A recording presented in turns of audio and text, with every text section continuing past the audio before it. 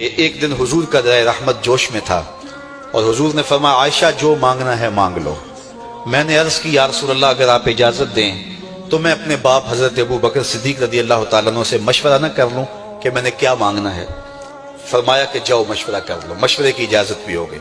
میں اپنے والد گرامی کی خدمت میں حاضر ہوئی اور کہا کہ دریائے رحمت جوش میں ہے اور رحمت کا باڑا برس رہا ہے۔ حضور نے فرمایا عائشہ جو مانگنا ہے مانگ لو، یہ اتنا سنہری موقع ہاتھ آیا ہے تو میں چاہتی ہوں کہ کوئی مانگوں تو اہم شے مانگوں، تو آپ کی خدمت میں حضور سے اجازت پا کے حاضر ہوئی ہوں، مجھے بتایا جائے کہ میں حضور سے کیا مانگوں تاکہ کوئی چھوٹی چیز نہ مانگوں، بڑی چیز مانگوں۔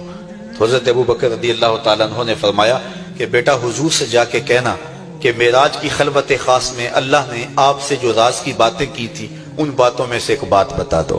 مانگا بھی تو علم مانگا، اور عائشہ میرے سے وعدہ کرو جو حضور بتائیں مجھے بھی آ کے بتانا ہے۔ ام المومنین حاضر خدمت ہو گئی۔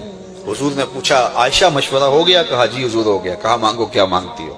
کہا حضور معراج کی خلوت خاص میں جب اللہ کے حضور حاضر ہوئے رب نے آپ سے راز کی باتیں کی تو ان باتوں میں سے ایک بات بتا دیں۔ حضور مسکرا پڑے۔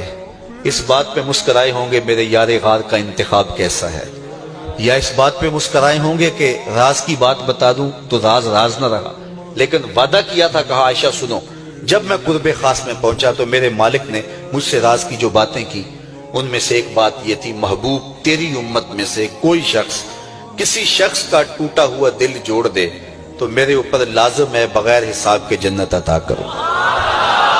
ام المومنین بہت خوش ہوئی اور اپنے والد گرامی سیدنا ابو بکر صدیق رضی اللہ تعالیٰ عنہ کے پاس آئیں اور ساری کہانی سنائی۔ بہت خوش تھی، لیکن حضرت ابو بکر صدیق رضی اللہ تعالیٰ عنہ نے سنا تو رونے لگے۔ تو ام المومنین سیدہ عائشہ رضی اللہ تعالیٰ عنہ نے عرض کیا میرے والد گرامی یہ بات رونے والی تو نہیں ہے، ہم بسا اوقات کسی دکھی کے کام آ جاتے ہیں، کسی کا دکھڑا بیٹھ کے سن لیتے ہیں، کسی کے کام آ جاتے ہیں، یہ تو بخشش کا بہانہ ہاتھ آ گیا اور آپ اس پہ رو رہے ہیں۔ تو فرمانے لگے عائشہ اس کو معکوس بھی پڑھو، تصویر کا دوسرا رخ بھی دیکھو۔ اگر کوئی شخص کسی کا ٹوٹا ہوا دل جوڑ دے تو بغیر حساب کے جنت میں جائے گا، اس کا دوسرا رخ یہ ہے اگر کوئی کسی کا دل توڑ بیٹھے تو سیدھا جہنم میں جائے گا۔